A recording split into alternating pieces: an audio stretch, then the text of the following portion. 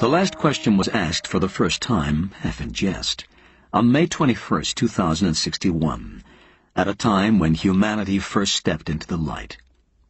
The question came about as a result of a $5 bet over highballs, and it happened this way. Alexander Adel and Bertram Lupov were two of the faithful attendants of Multivac.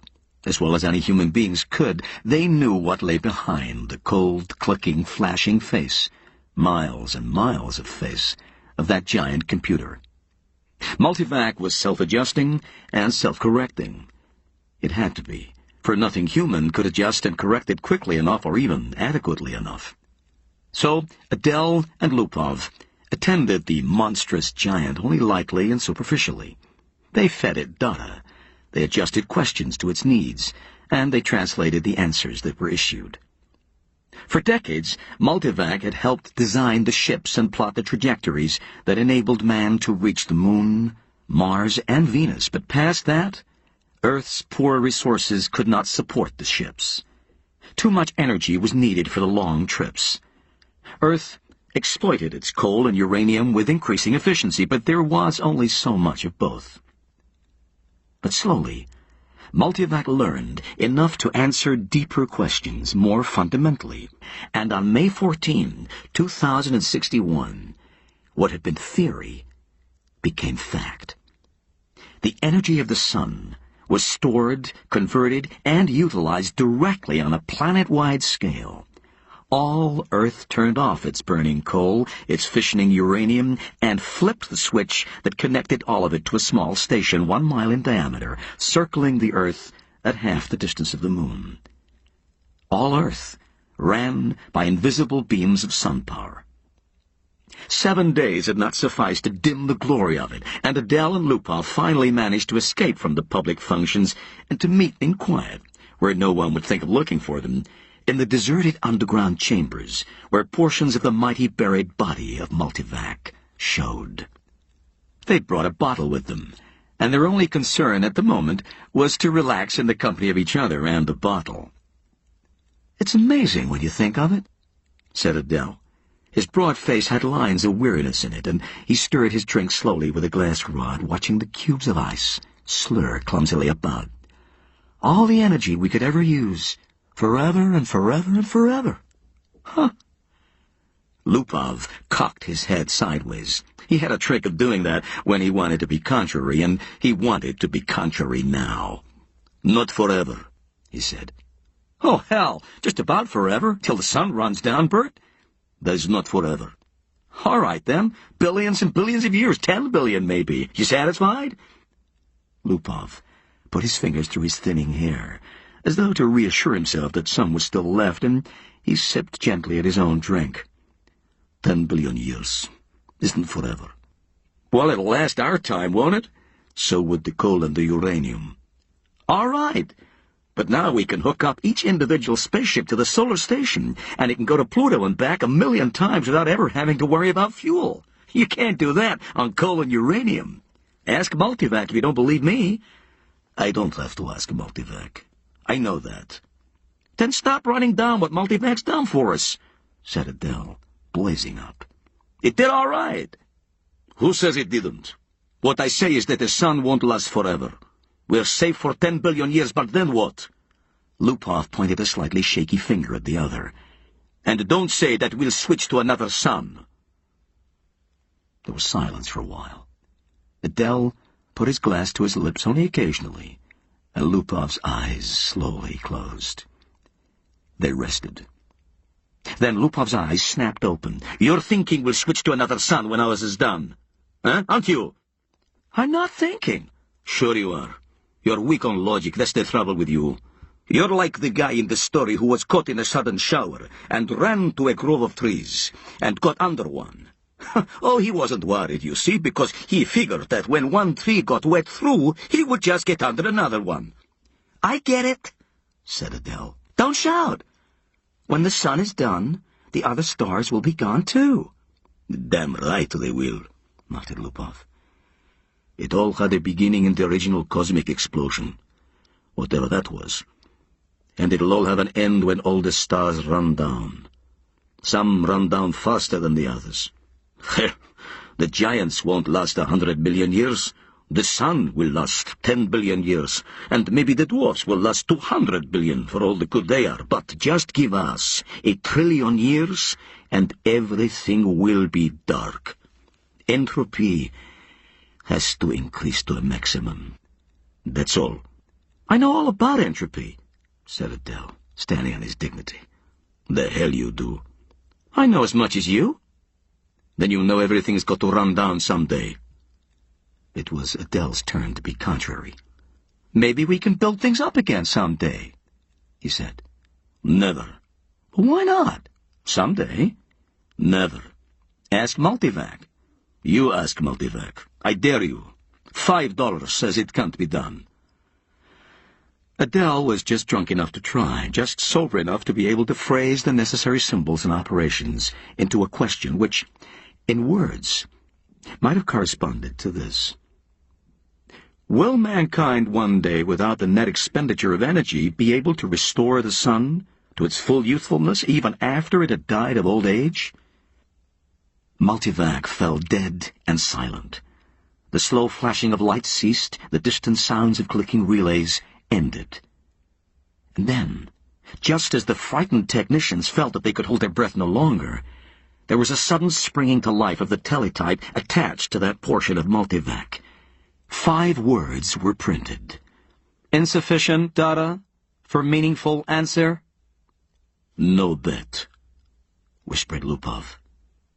And they left hurriedly.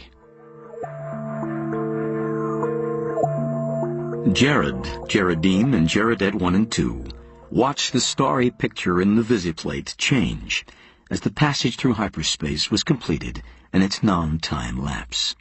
At once, the even powdering of stars gave way to the predominance of a single bright shining disk, the size of a marble, centered on the viewing screen. That's X-23, said Jared confidently. The little Jaredettes, both girls, had experienced the hyperspace passage for the first time in their lives, and were self-conscious over the momentary sensation of inside-outness. They buried their giggles and chased one another wildly about their mother, screaming, "We've reached X-23! We've reached X-23! Quiet, children, said Geraldine sharply. Are you sure, Jared? What is there to be but sure? Asked Jared, glancing up at the bulge of the featureless metal just under the ceiling. Jared scarcely knew a thing about the thick rod of metal, except that it was called a microvac, that one asked it questions if one wished, that if one did not, it still had its task of guiding the ship to a pre-ordered destination, of feeding on energies from the various subgalactic power stations, of computing the equations for the hyperspatial jumps. Jared and his family had only to wait and live in the comfortable residence quarters of the ship. Someone had once told Jared that the AC at the end of microvac stood for automatic computer in ancient English, but he was on the edge of forgetting even that. Geraldine's eyes were moist as she watched the visiplate. I can't help it. I feel funny about leaving Earth. Why? Demanded Jared. We had nothing there. We had everything on X-23. Well, you won't be alone. You won't be a pioneer. There are over 1 million people on the planet already. And then, after a reflective pause, I tell you, it's a lucky thing the computers worked out interstellar travel the way the race is growing. I know, said Geraldine miserably. Jaredette 1 said promptly, Our microvac is the best microvac in the world. I think so too, said Jared, tousling her hair. It was a nice feeling to have a microvac of your own, and Jared was glad that he was part of his generation and no other. In his father's youth, the only computers had been tremendous machines, taking up 100 square miles of land. There was only one to a planet. Planetary ACs, they were called, and they'd been growing in size steadily for 1,000 years, and then, all at once, came refinement. In place of transistors had come molecular valves, so that even the largest planetary AC could be now put into a space only half the volume of a spaceship. Jared felt uplifted, as he always did when he thought that his own personal microvac was many times more complicated than the ancient and primitive multivac that had first tamed the sun, and almost as complicated as Earth's planetary AC that had first solved the problem of hyperspatial travel, and had made trips to the stars possible. So many stars, so many planets, sighed Geraldine.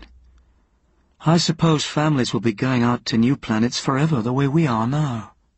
Not forever, said Jared with a smile.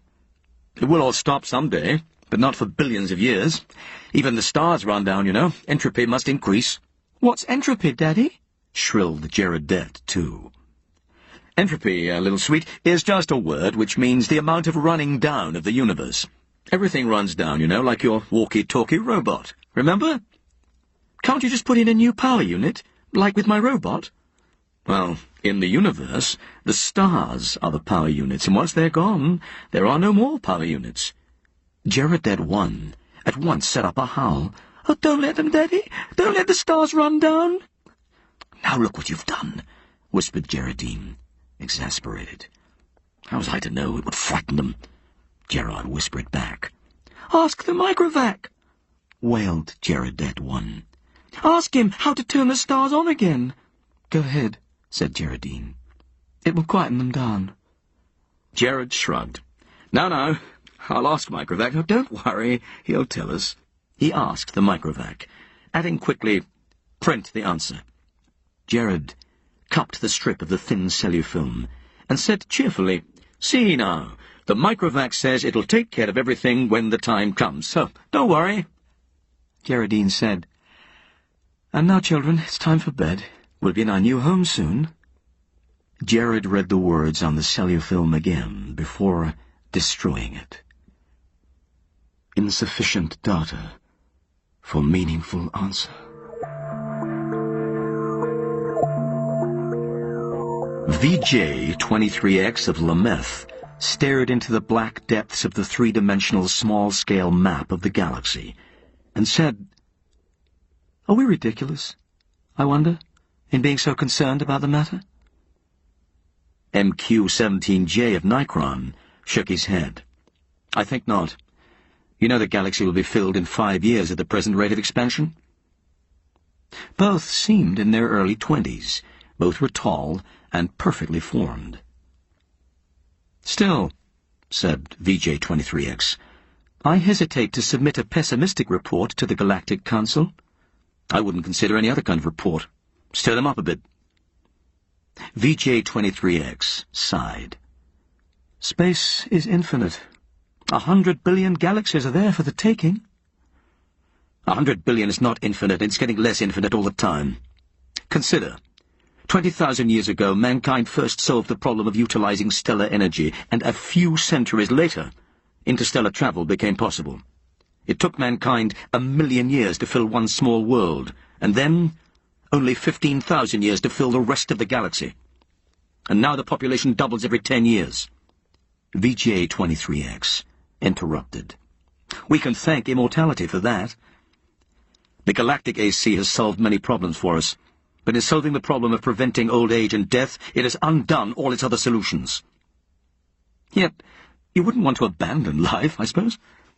Not at all, snapped MQ-17J, softening it at once to, Not yet.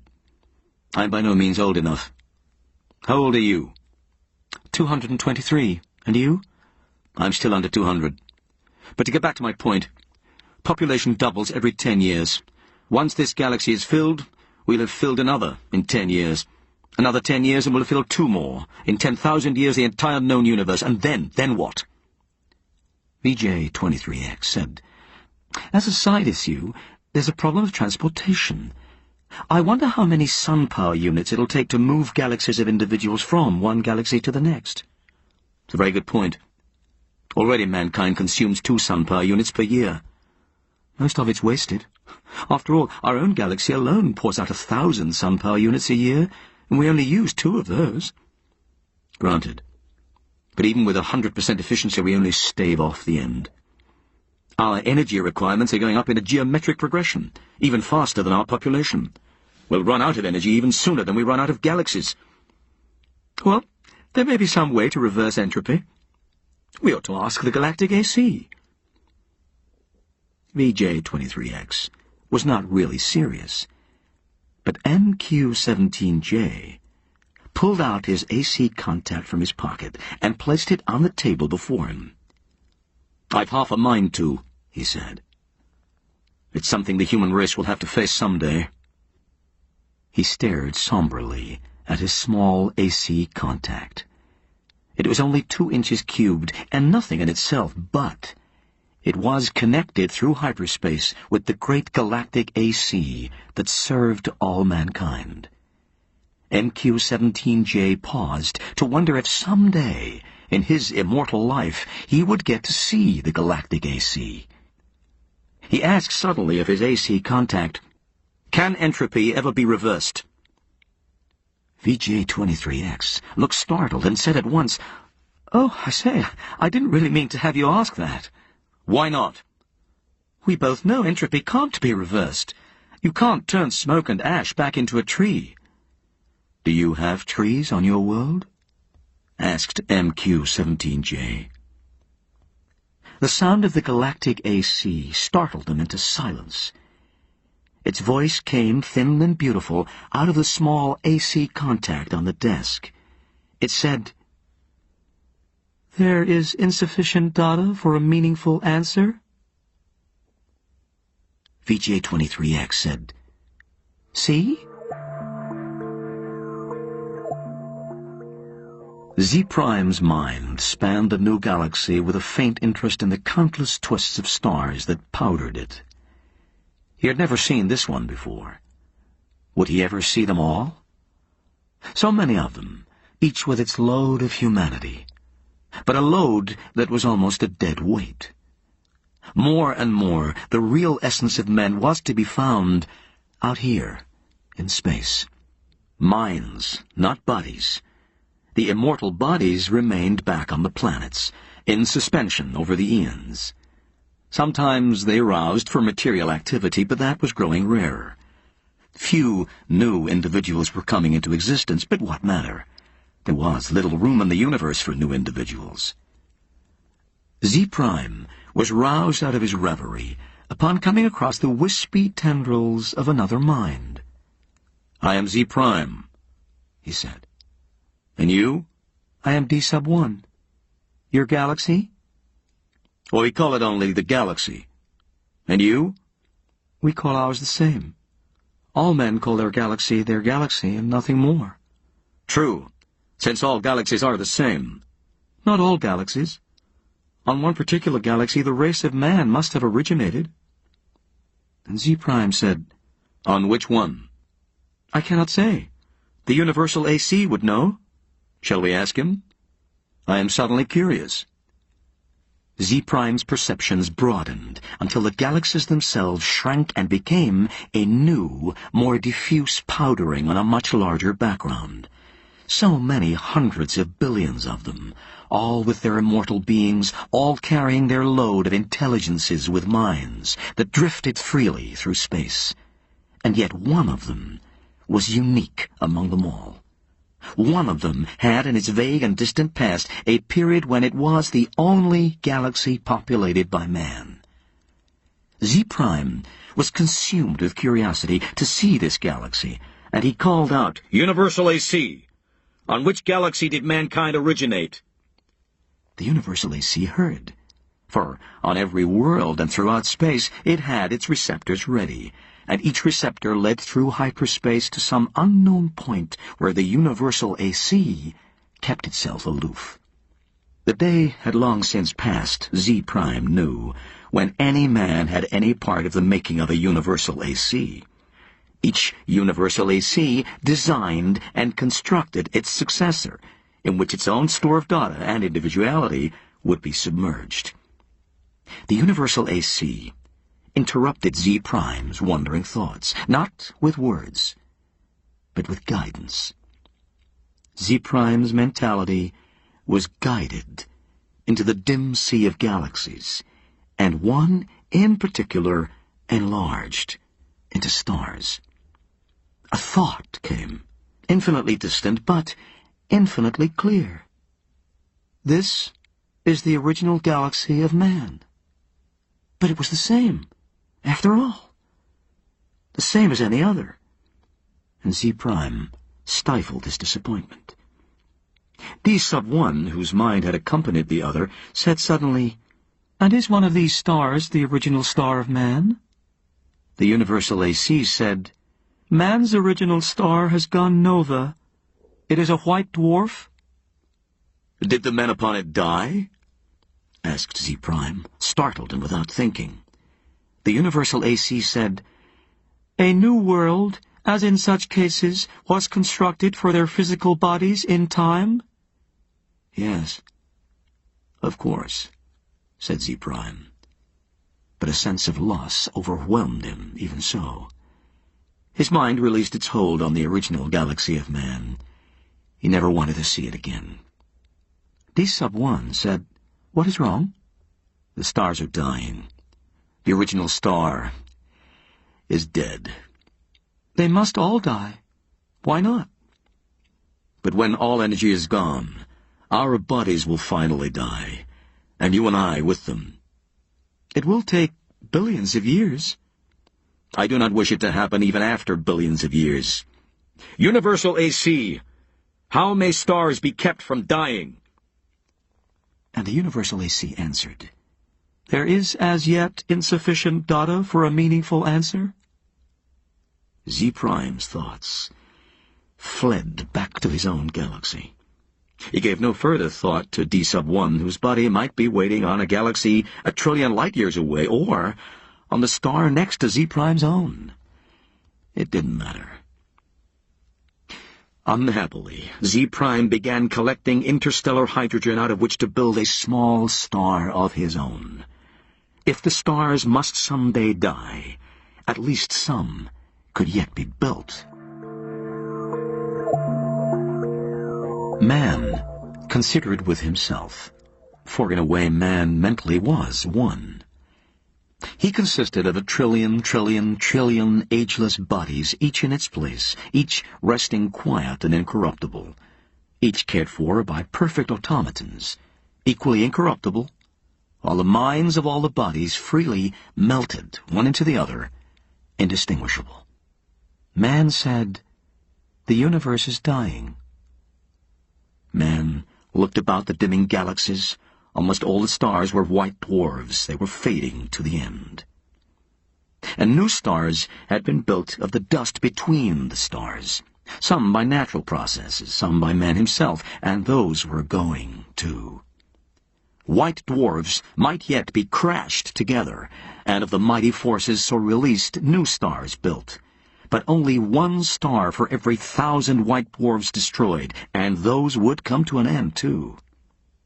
Man said, "Carefully husbanded, as directed by the cosmic AC, the energy that is left will last for billions of years." "But even so," said man, "eventually it will all come to an end. However it may be husbanded, however stretched out, the energy once expended is gone, and cannot be restored. Entropy must increase forever to the maximum." Man said, "Can entropy not be reversed? Let us ask the cosmic AC." The cosmic AC surrounded them, but not in space. Not a fragment of it was in space. It was in hyperspace, and made of something that was neither matter nor energy. Man said, "How may entropy be reversed?" The cosmic AC said, "There is as yet insufficient data for a meaningful answer." Man said, "Collect additional data." The cosmic AC said, "I will do so. I have been doing so for 100 billion years. My predecessors and I have been asked this question many times. All the data I have remains insufficient." "Will there come a time when data will be sufficient, or is the problem insoluble?" The cosmic AC said, "No problem is insoluble." Man said, When will you have enough data to answer the question? The cosmic AC said, There is as yet insufficient data for a meaningful answer. Will you keep working on it? Asked Man. The cosmic AC said, I will. Man said, We shall wait. The stars and galaxies died and snuffed out, and space grew black after 10 trillion years of running down.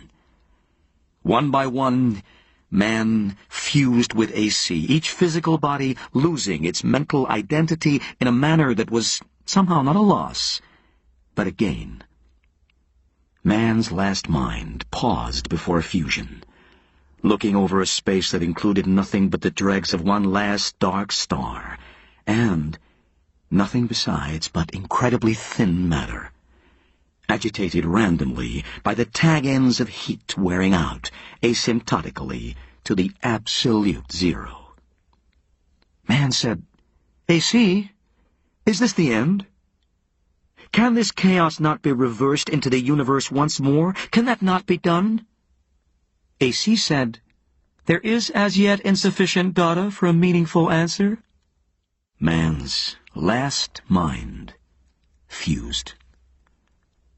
And only AC existed, and that in hyperspace. Matter and energy had ended, and with it space and time. Even AC existed only for the sake of the one last question that it had never answered, from the time a half-drunken computer technician 10 trillion years before had asked the question. All other questions had been answered, and until this last question was answered, AC might not release his own consciousness. All collected data had come to a final end. Nothing was left to be collected. But all collected data had yet to be completely correlated and put together in all possible relationships. A timeless interval was spent in doing that. And it came to pass that AC learned how to reverse the direction of entropy. But there was now no man to whom AC might give the answer to the last question. No matter. The answer, by demonstration, would take care of that too. And for another timeless interval, AC thought how best to do this. The consciousness of AC encompassed all of what had once been a universe and brooded over what was now chaos. Step by step, it must be done. And AC said, "Let there be light." And there was light.